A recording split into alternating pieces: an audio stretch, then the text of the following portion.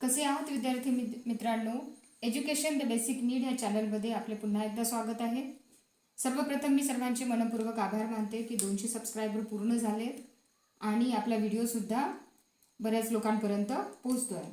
ठीक आहे, तर आज आपण नवीन घटक बघणार आहोत, संख्यांचे प्रकार. तसा हा संख्यांचे प्रकार जे टाइप्स ऑफ नंबर्स मी इंग्रजीमध्ये टाकलेला आहे तो तुम्ही बघून घ्या. जर तुम्हाला दोन्ही भाषेमध्ये जे तयारी करत असतील किंवा त्यांना दोन्ही भाषेमध्ये बघायचं असेल तर बघू शकता. आणि जे विद्यार्थी मराठीमधून तयारी करत आहेत त्यांच्यासाठी हा व्हिडिओ आहे. तर आपण संख्यांचे प्रकार बघणार आहोत. कोणकोणत्या संख्या बघणार आहोत आज आपण? नैसर्गिक संख्या, पूर्ण संख्या, समसंख्या, विषम संख्या, मूळ संख्या, संयुक्त संख्या, जोडमूळ संख्या आणि सहमूळ संख्या. ठीक आहे, इत्यादी संख्या आपण आज बघणार आहोत. ह्या संख्या म्हणजे नेमक्या कोणत्या, कसा याच्यावर प्रश्न येतो एखादा, तर आपण हे सर्व प्रकार यामध्ये बघणार आहोत. तर सर्वप्रथम आपण बघणार आहोत नैसर्गिक संख्या, ज्यालाच आपण नॅचरल नंबर्स म्हणतो. काय म्हणतो? नैसर्गिक संख्या.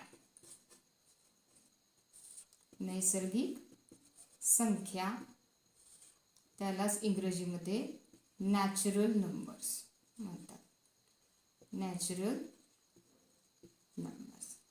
ठीक आहे, मग आता नॅचरल नंबर्स किंवा नैसर्गिक संख्या म्हणजे कोणत्या संख्या? तर 1 2 3 4, 1 2 3 4 असं डॅश डॅश आपण जर लिहिलं तर या संख्यांचा उपयोग आपण वस्तू वगैरे मोजण्यासाठी करतो. वस्तू मोजण्यासाठी करतो किंवा कुठलीही गोष्ट मोजण्यासाठी करतो. म्हणून या संख्यांना काय म्हणतात? नैसर्गिक संख्या म्हणतात. नैसर्गिक संख्या म्हणतात. नैसर्गिक संख्या किंवा मोज संख्या म्हणतात. किंवा मोज संख्या म्हणतात. ठीक आहे, तर सर्वात लहान नैसर्गिक संख्या 1 आहे. सर्वात लहान नैसर्गिक संख्या, सर्वात लहान नैसर्गिक संख्या कोणती आहे? तर 1 आहे. परंतु सर्वात मोठी नैसर्गिक संख्या जर आपण घेतली तर ती आपण अंदाजा करू शकत नाही, कारण ती अनंत आहे. ह्या नैसर्गिक संख्या ज्या आहेत त्या अनंत आहेत. हे असं जे आपण लिहितो याचा अर्थ अमर्याद आहेत, म्हणजे इकडे पुढे आणखी संख्या आहेत. आणि अनंत म्हणजे ज्याचा काही अंत नाही अशा आहेत. म्हणून आपण सर्वात मोठी नैसर्गिक संख्या सांगू शकत नाही. कळलं? माझी तुम्हाला एक रिक्वेस्ट आहे, एक विनंती आहे की तुम्ही व्हिडिओ स्किप न करता पूर्ण व्हिडिओ बघा, म्हणजे बारीक बारीक गोष्टी ज्या मी सांगणार आहे तुम्हाला त्या तुमच्या लक्षात राहतील. ठीक आहे, तर नैसर्गिक संख्या ह्या आपण बघितल्यात. आता दुसरा प्रकार बघू आपण, पूर्ण संख्या. पूर्ण संख्या. तर दुसरा प्रकार आपण बघणार आहोत पूर्ण संख्या. मग पूर्ण संख्या म्हणजे कोणत्या? तर 0 आणि सर्व नैसर्गिक संख्या मिळून तयार झालेला संख्या समूह म्हणजे पूर्ण संख्या होय. आता नैसर्गिक संख्या कोणत्या? 1 2 3 4. परंतु याच्या पहिला शब्द काय आहे ह्या व्याख्येचा? की 0 आणि सर्व नैसर्गिक संख्या, म्हणजे या नैसर्गिक संख्या आणि 0 याचा जो समूह बनणार आहे, अशा अनंत संख्या यांचा जो संख्या समूह बनणार आहे, या संख्यांना आपण पूर्ण संख्या म्हणतो. ठीक आहे, तर 0 ही सर्वात लहान पूर्ण संख्या आहे. 0 ही सर्वात लहान संख्या आहे, पूर्ण संख्या आहे. सर्वात मोठी पूर्ण संख्या नाही, त्या अनंत आहेत, आपण सांगू शकत नाही. जसं आपण नैसर्गिक संख्यामध्ये बघितलं आहे तशाच प्रकारे आपण ह्याही बद्दल सांगू शकत नाही. तर आपण यामध्ये तिसरा प्रकार बघणार आहोत, समसंख्या. ठीक आहे, तिसरा प्रकार आपण बघणार आहोत समसंख्या. तर आपण यापुढील संख्या बघणार आहोत समसंख्या. हा तिसरा प्रकार आपला. ठीक आहे, हा आपला तिसरा संख्येचा प्रकार आहे समसंख्या, ज्याला आपण इंग्रजीमध्ये इव्हन नंबर्स म्हणतो. तर ज्या संख्यांना 2 ने पूर्ण भाग जातो, पूर्ण भाग जातो, मी इथे विसरले बघा लिहायला, भाग जातो. ठीक आहे, 2 ने पूर्ण भाग जातो त्या संख्यांना समसंख्या म्हणतात. उदाहरणार्थ 0 2 4 6 8 10 12. आता मी इथे 0 लिहिलं आहे, परंतु 0ला ही समसंख्या जरी असली तरी 2 ने पूर्ण भाग जात नाही, परंतु ती समसंख्याच आहे. ठीक आहे, तर याची उदाहरणं आपण बघितले 0, 2, 4, 6, 8, 10 आणि 12. तर समसंख्यांच्या एकक स्थानी, समसंख्यांच्या एकक स्थानी समजा माझ्याजवळ आता हे 100 मी इथे लिहिले, तर हे असते एकक स्थान, हे असते दशक आणि हे असते शतक. ठीक आहे, आपण इथे 3च संख्या लिहिल्या म्हणून मी 3च संख्यांचं सांगत आहे तुम्हाला. मला आशा आहे की तुम्हाला माहिती असेल, नसेल माहिती एखाद्या व्हिडिओमध्ये आपण हे घेऊ. तर एकक स्थानी, ठीक आहे, कोणत्या स्थानी? एकक स्थानी, ज्याला आपण युनिट प्लेस म्हणतो. ठीक आहे, तर समसंख्यांच्या एकक स्थानी कोणते अंक राहतील? 0, 2, 4, 6, 8. ठीक आहे, हे अंक जर एकक स्थानी असतील तर अशा संख्या म्हणजे समसंख्या आहेत. समजा एखादा प्रश्न आला की यातील समसंख्या ओळखा, तर समसंख्या कशा ओळखणार तुम्ही? त्यांच्या एकक स्थानी कोणता अंक आहे तो बघायचा आणि त्यानुसार त्या संख्येचा जो काही नंबर असेल 1, 2, 3, 4 ABCD तो नंबर सर्कल करायचा. ठीक आहे, आता आपण 100 घेतलं तर बघा 212, याच्या एकक स्थानी 2 आहेत. 3004 जर आपण घेतलं तर इथे एकक स्थानी 4 आहेत. 2016 जर घेतलं तर एकक स्थानी इथे 6 आहे. ठीक आहे, कळलं असेल अशी आशा करते. आणि पुढील प्रकार आपण बघणार आहोत विषम संख्या. ठीक आहे, कुठला प्रकार बघणार आहोत? विषम संख्या. तर पुढील प्रकार आहे चौथा, विषम संख्या, ज्याला आपण ऑड नंबर्स म्हणतो. विषम संख्या, जेव्हा एखाद्या संख्येला 2 ने भागल्यास, कोणतीही संख्या घ्या तिला 2 ने भागा, तर बाकी किंवा शिल्लक 1 राहतो, तेव्हा त्या संख्येला विषम संख्या म्हणतात. तेव्हा त्या संख्येला काय म्हणायचं आहे? विषम संख्या म्हणायचं आहे. तर उदाहरण आहे विषम संख्यांचं 1, 3, 5, 7, 9, 11, 13, 15 आणि पुढे. ठीक आहे, अशा अनंत आपल्याला विषम संख्या मिळतात. तर 1 ही पहिली विषम संख्या आहे. 1 ही काय आहे? पहिली विषम संख्या आहे. परंतु त्याला जर 2 ने भागल्यास कोणतीही संख्या शिल्लक उरत नाही, तरी सुद्धा 1 ही विषम संख्या आहे असं लक्षात ठेवायचं. कारण आपली व्याख्या काय सांगते की एखाद्या संख्येला जर 2 ने भागल्यास बाकी 1 राहतो, पण 1 ला जर आपण 2 ने भागलं तर बाकी 1 आपल्याला मिळत नाही, तरी सुद्धा 1 ही पहिली विषम संख्या आहे. आता विषम संख्यांच्या एकक स्थानी, एकक स्थान तुम्हाला मी सांगितलेलं आहे की जसं की आता इथे आपण 101 घेतला, 101 किंवा 105 घेतला, तर हे एकक स्थान आहे. हे एकक स्थान आहे. तर विषम संख्यांच्या एकक स्थानी 1, 3, 5, 7 आणि 9 हे अंक राहतील. कुठल्या स्थानी? एकक स्थानी. ठीक आहे, एकक स्थान मी सांगितलेलं आहे तुम्हाला. पुढे एखाद्या व्हिडिओमध्ये आपण आणखी डिटेलमध्ये घेऊ. तर तुम्हाला कळलं असेल विषम संख्या म्हणजे काय? एखाद्या संख्येला जर 2 ने भागलं तर 1 शिल्लक राहील किंवा 1 बाकी उरेल, अशा संख्यांना काय म्हणायचं? विषम संख्या म्हणायचं. ठीक आहे, आता मी तुम्हाला काही गोष्टी सांगणार आहे संख्यांच्या बद्दल. काही महत्त्वाच्या बाबी आहेत, त्या तुम्ही लक्षात ठेवायच्या आहे परीक्षेच्या दृष्टीने. कारण एखाद्या वेळेस प्रश्न येतो असा, तर ह्या बारीक बारीक गोष्टी ज्या असतात त्या आपल्याला माहिती असायला हव्या. तर काही महत्त्वाच्या बाबी आपण बघू, काही महत्त्वाचे. ठीक आहे, काही महत्त्वाचे पॉईंट्स आपण बघणार आहोत. तर काय आहे? कोणत्याही 2 क्रमागत विषम किंवा समसंख्या घ्या, तर त्यांच्यामधला फरक 2 असतो. क्रमागत, कॉन्सिक्युटिव्ह नंबर्स. आपण जेव्हा सरासरी हा घटक शिकलो तेव्हा मी त्याच्यामध्ये क्रमागत विषम संख्या आणि क्रमागत समसंख्या म्हणजे काय हे तुम्हाला सांगितलेलं आहे. तर समजा आपण आता 2 आणि 4 ह्या समसंख्या आहेत, पण कशा आहेत? क्रमागत आहेत, म्हणजे यांच्यामध्ये कुठलीही समसंख्या नाही. 2 आणि 4 हे समसंख्या आहेत आणि याच्यामध्ये कुठलीही दुसरी समसंख्या नाही, म्हणून ह्या कशा आहेत? क्रमागत आहेत. कशा आहेत? क्रमागत आहेत. ठीक आहे, क्रमागत संख्या आहेत. आणि आपल्याला बघायचं आहे क्रमागत विषम संख्या.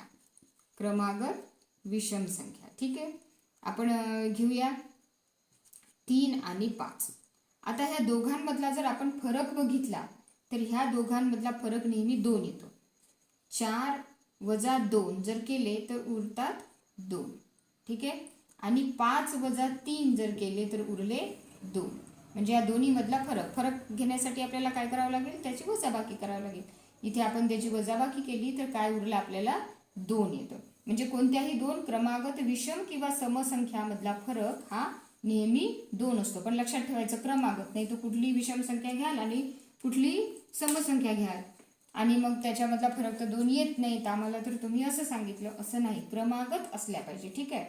आता आपण दुसरा एक प्रकार बघू की कोणत्याही 3 सलग सम किंवा विषम संख्या घेतल्या तर 3 घ्यायच्या. आपण 2 संख्या घेतल्या होत्या तर आपण क्रमागत 3 समसंख्या घेऊ. 2, 4, 6 आणि इथे घेऊ 1, 3, 5. ठीक आहे. आता आपण याच्यामधला जी सर्वात मोठी संख्या आहे या दोन्ही मधली आणि जी सर्वात लहान संख्या आहे यांचा फरक जर घेतला तो येतो 4. आता ह्या क्रमागत समसंख्या घेतल्या मी इथे 3. ठीक आहे. किती घेतल्या? 3 घेतल्या. ठीक आहे. 3 क्रमागत संख्या घेतल्या किंवा सलग संख्या म्हणू आपण त्यांना. तर सर्वात मोठी कोणती आहे? 6 आणि सर्वात लहान कोणती आहे? 2. मग यामधला फरक किती आला? 4. 6 मधून 2 गेले, 4 राहिले. आता इथे सर्वात मोठी संख्या कोणती आहे? 5. सर्वात लहान संख्या 1. आता या दोघांचा जर आपण वजाबाकी केली, यांचा फरक बघितला तर किती उरले? 4.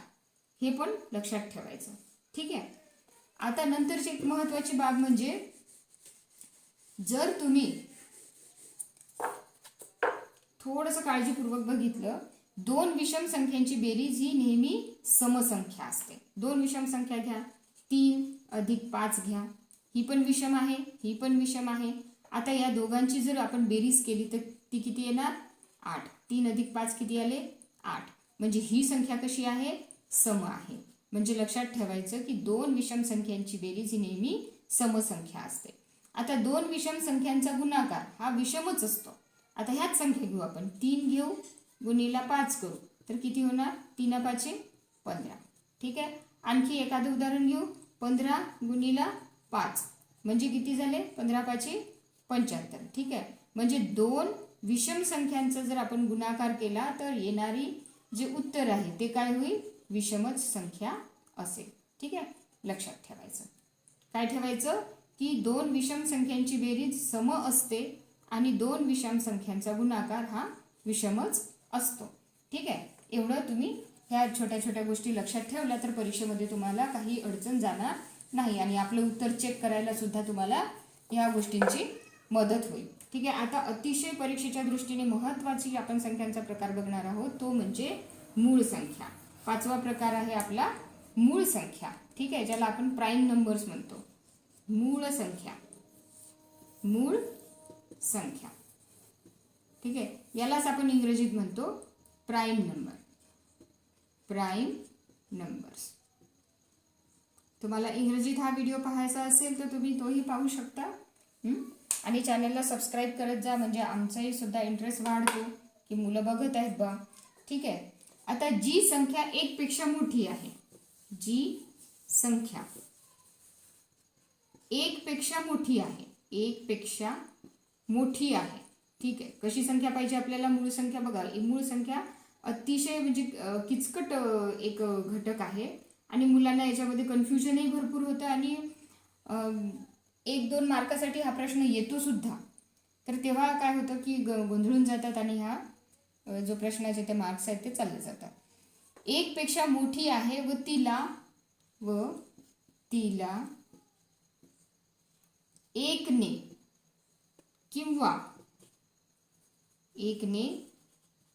किंवा त्याच संख्येने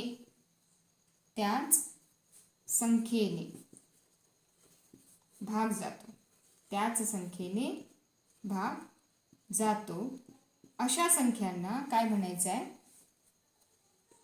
अशा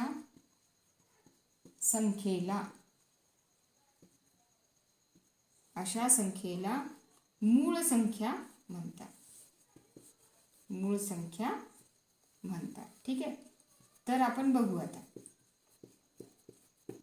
एक एक आपण गोष्ट याच्यामधली बघू की जी संख्या 1 पेक्षा मोठी आहे म्हणजे 1 ही नाहीच. ठीक आहे.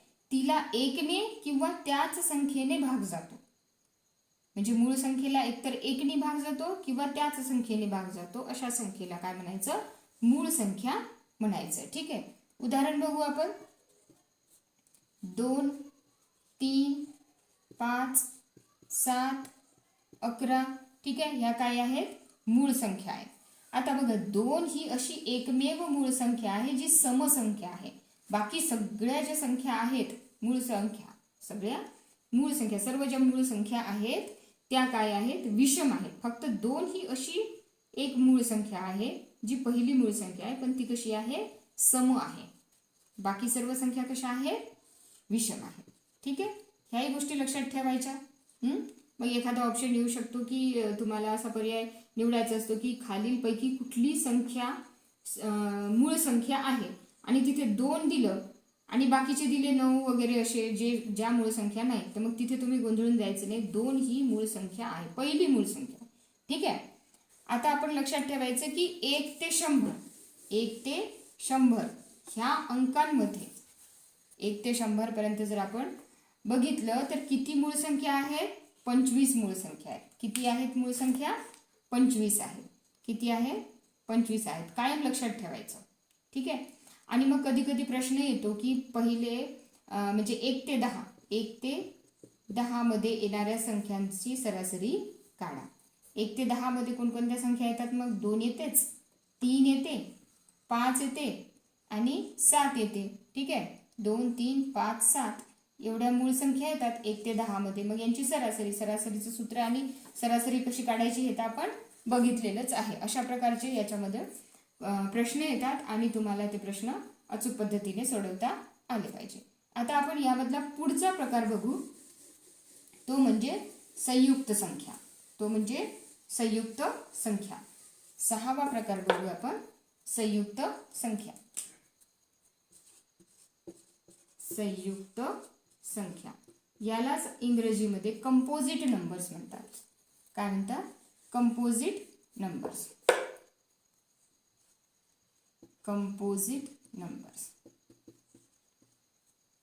ठीक आहे, कंपोजिट नंबर्स. तर कंपोजिट नंबर्स म्हणजे काय आता ते बघू. एक ही संख्या सोडून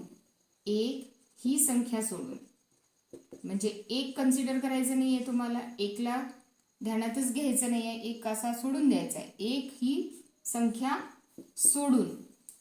ठीक आहे, एक ही संख्या सोडून ज्या संख्या मूळ नाहीत, ज्या संख्या मूळ संख्या नाहीत. ठीक आहे, मूळ संख्या नाहीत त्या सर्व संख्या संयुक्त आहेत. त्या सगळ्या सर्व संख्या काय आहेत? त्या संख्या काय आहेत? संयुक्त आहेत. ठीक आहे, संयुक्त आहेत. म्हणजे एक ही काय आहे? मूळ संख्याही नाही,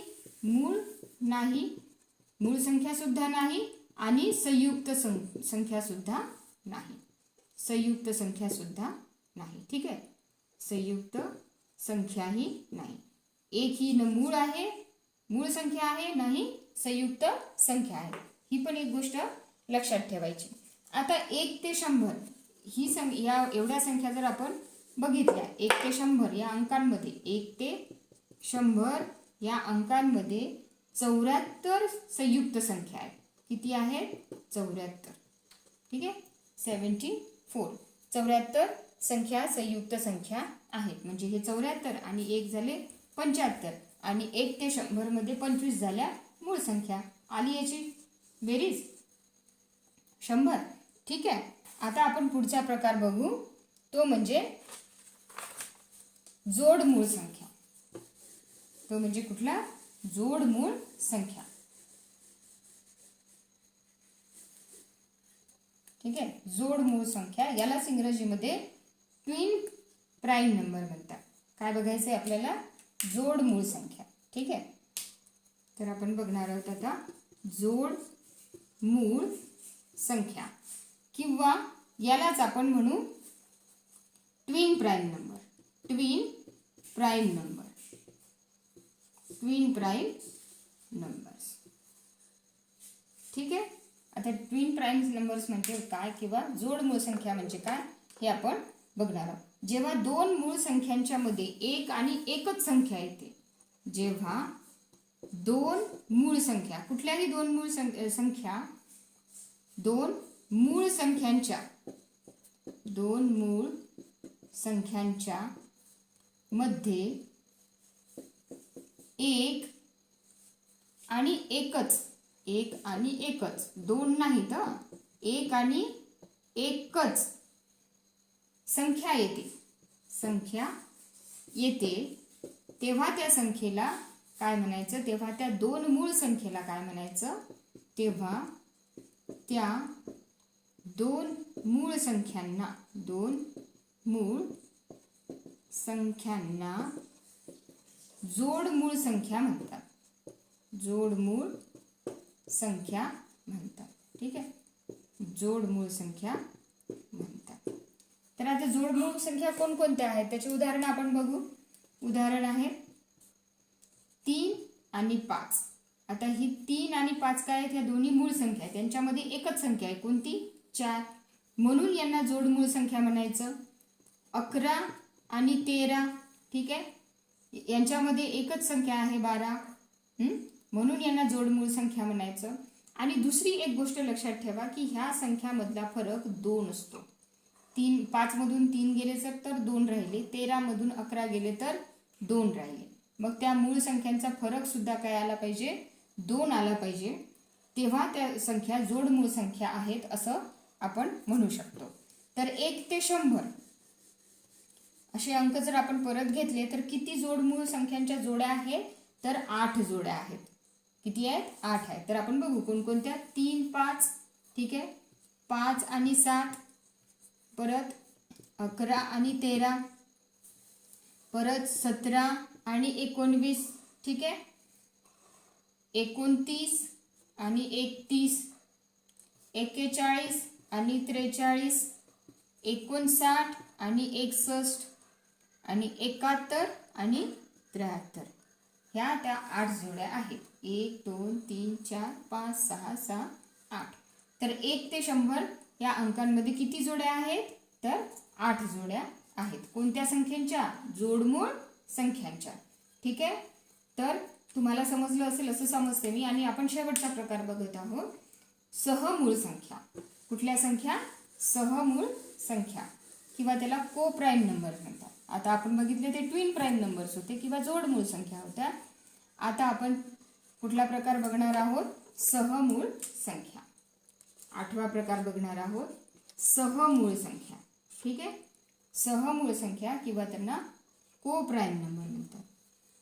को प्राईम नंबर म्हणतात.